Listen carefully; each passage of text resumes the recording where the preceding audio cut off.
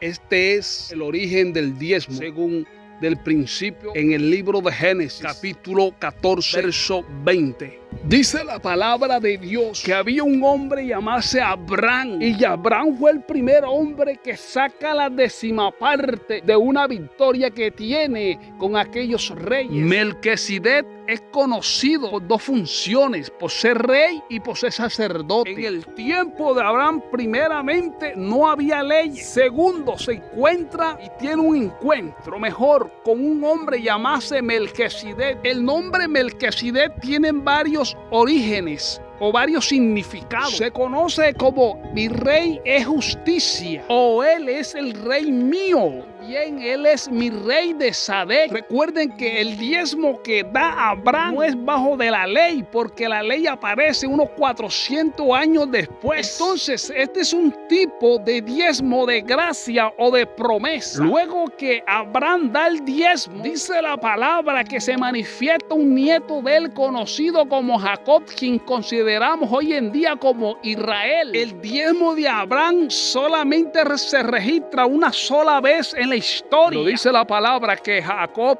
o Israel se compromete con Dios de darle la décima parte según sea la prosperidad que tenga él. Pero al pasar los siglos se levanta un hombre considerado como Moisés. Este Moisés establece una ley para sacar la décima parte en animales y en frutos para honrar a la tribu de Leví, los cuales serían los sacerdotes o los ministradores de la casa de Dios. Aquellos diezmos que habla el profeta Moisés son llevados a los alfolí, que eran grandes bodegas donde se almacenaban los alimentos. Aparece un profeta llamado Malaquías, aquí donde viene la confusión para muchos hombres, muchas mujeres, aún de reino que ministran la palabra de Dios. El profeta Malaquías en el capítulo 3, verso 9, dice: maldito soy con maldición, porque toda la nación me habéis robado. Malaquías se está refiriendo a una nación santa, a un pueblo sagrado que hacía esta práctica a través de la ley mosaica y que la habían dejado. Entonces comienza una batalla en el pueblo de Dios. Dicen: yo no doy el diezmo, porque si doy el diezmo yo estoy bajo de la maldición de la ley. Otros ministros dicen: si no das el diezmo caes en maldición, en ruina. Pero ¿qué dice la Biblia? ¿Qué dice Jesús al respecto de este tema? Jesucristo en el capítulo 11, verso 44. Había una secta religiosa conocida como los fariseos. Jesús los confronta y les dice, libro de Lucas capítulo 11, verso 42. Mas hay de vosotros, fariseos, que diezmáis la menta y la ruda y toda hortaliza. Jesús exhorta a los fariseos, no porque habían dejado de dar el diezmo. Jesús nunca le dijo que no siguieran dando el diezmo, jamás. Jesús nunca le dijo a ellos que no diezmaran. Aquí vamos a entrar en aguas más profundas en estos momentos. Vamos a comenzar a descender en las profundidades de los misterios de la palabra. En el capítulo 6, verso 1, libro de Hechos de los Apóstoles. Los apóstoles quisieron hacer una nueva reestructura para bendecir a los del pueblo y a los necesitados a través de aquellos 10, pero de una forma muy diferente y distinta. Pero si nos damos de cuenta, los apóstoles ya no ofrecen lo que es el diezmo obligatorio, más bien ellos se despojaban de todas las cosas terrenales como animales y tierra, vendían y traían a los pies de los ungidos para así de esa forma traer una administración y repartir entre todos ellos a los necesitados y para seguir ejerciendo el ministerio. Esta práctica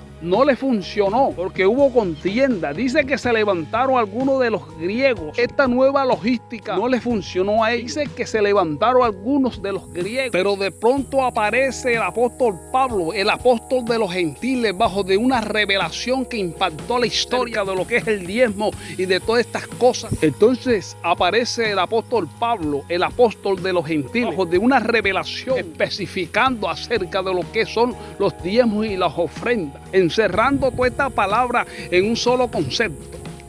En el primer libro de Corintios, capítulo 16, verso 1, en cuanto a las ofrendas para los santos, dice Pablo, de la manera como ordené a la iglesia de Galacia. Pablo se está refiriendo a una iglesia donde él pone orden, donde había un desorden y no sabían cómo ministrar lo que era el diezmo, lo que es la ofrenda. Pablo dice: cada primer día de la semana ponga algo aparte según haya prosperado, dice el apóstol Pablo. Pablo ordena a la congregación que cada primer día de la semana lleve algo de lo que usted ha obtenido durante toda esa semana, según sea su prosperidad. Ahora, ¿para qué son esas ofrendas que habla el apóstol Pablo? Esas ofrendas primeramente son para los misioneros como él, para seguir extendiendo el mensaje a muchos lugares. De ahí adelante, usted no va a escuchar la palabra diezmo. Ahora, ¿dónde aparece el diezmo y por qué se da el diezmo? ¿Por qué se da el diezmo o por qué no se quiere dar el diezmo? Pablo suelta una revelación en el capítulo 3, versículo 28 del libro de Gálatas. Ya no hay judío ni griego, no hay esclavo ni libre, no hay varón ni mujer, porque